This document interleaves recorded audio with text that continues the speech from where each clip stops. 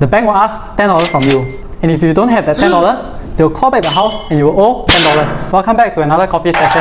So even though we are still in the middle of a crisis today, people are still buying properties and prices are at all-time highs, which I'm sure many of you must be worried. Is the market stable? Will the property market crash? Today, I want to address this uncertainty that most of you guys have. So hopefully, all of you can decide for yourself whether it's still a good time to buy a property. Singapore has no natural resources. Our economy is always going to be affected by whatever's happening in the global markets. But we always do better than the global markets during good times. So during the last 3 crashes, one was the Asian financial crisis. This one was the dot-com bubble, followed by SARS. This one was the housing bubble, followed by the H1N1 virus. We can see that our market is affected by global crises, but each time, Singapore recovered fully and continued to break through previous highs. And if you're wondering, what is this last crash? This was caused by cooling measures. Our market is very sensitive to policies, but that's an advantage. Because Singapore is a very young country, we are able to learn from other countries' failures and adopt the better policies. We have taxes, monetary and housing policies in place that makes everything very predictable and robust. Public housing policy is something many Singaporeans neglect. In Hong Kong, 50% of the population lives in public houses or subsidized flats. What? Because policy makers in the past did not control the supply of land and the rich were able to accumulate and control the market. In Singapore, 80% of us live in HDB flats, which is a public house with a 99-year lease. There are several barriers that prevent the rich from exploiting our market, such as income ceiling, family nucleus, and MOP. Without all these barriers, many people will be homeless.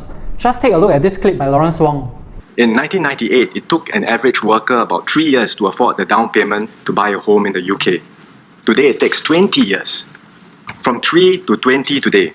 As a result, many young people in the UK have no chance of buying property. Singapore is very different from the UK and other countries. And this didn't happen by chance. It's because we made home ownership a strategic priority from the start of nation building and have continually invested in it over the decades, a point which Mr. Alex Yam and many other members of this House made earlier. That's why couples are today assured of a quality home at an affordable price even before they get married. It's something that no other country in the world can offer. And we are committed to keeping this Singapore dream alive. Taxes. Apart from buyer stamp duty, which is quite a common tax in many countries, we have something called additional buyer stamp duty. ABSD is a tax payable to IRAS for a special category of buyers. Who are the people in this special category? Foreign people, PR, companies, and Singaporeans who already own one property. So why is ABSD a good tax? Because it prevents people from exploiting the market like what happened in Hong Kong. As Singaporeans, we don't have to pay ABSD for our first property. Our neighbor, who is a PR, will pay 5% more. Or if he's a foreigner, he will pay 20% more. Meaning, if they can sell for profit, you can definitely sell for more profits than your neighbor who paid ABSD. This is also a lever that our government can use to cool the market when it's hot and heat the market when it's cold. Another tax which is very powerful is called the seller stamp duty. SSD is a tax you have to pay if you sell your property in the first 3 years. So why is SSD good? Imagine there is no SSD. Properties will be sold like Pokemon cards. If the liquidity is so high for properties, again, the rich will win and the common people like you and me will lose.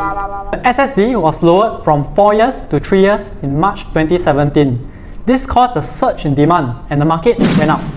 Now you can see why I say when the market is predictable. Now we are done with housing policies and taxes. Let's talk about monetary policies. Loan to value or LTV is how much you can borrow to finance for your property. If your house is $100, you can borrow up to $75 for your first property and less for subsequent properties. Why is LTV good? Because it prevents a housing bubble like the one in 2008. Let's use my $100 house example. In 2007, you borrowed $90 for a $100 house. Then in 2008, the market dropped 20%. The value of your house is now $80, but you still owe the bank $90. The bank will ask $10 from you. And if you don't have that $10, they'll call back the house and you will owe $10. What a scam. Let's say you down pay $25 for a $100 house. You can see that 20% drop, you will still owe $75 for $80 house. This keeps the market buoyant. What happened in the US was that as houses were being clawed back by the banks sold the property at a much lower market price to sell it much faster. This creates a heavy momentum that bursts the bubble. In Singapore, I doubt that will happen because we have reasonable LTV limits. Same thing, if the government wants to artificially increase the demand for properties, it can reduce the LTV. Another monetary policy is called Total Debt Servicing Ratio, TDSR.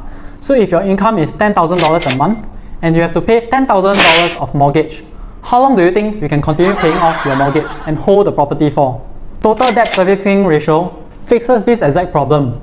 It prevents people from overborrowing. If everyone overborrows, the market becomes a time bomb waiting to explode.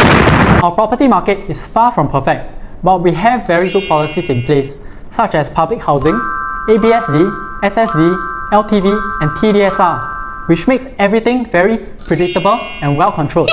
Check out these profits for Marina Bay Residences, which was launched in 2007 before the crash and completed after the crash in 2010.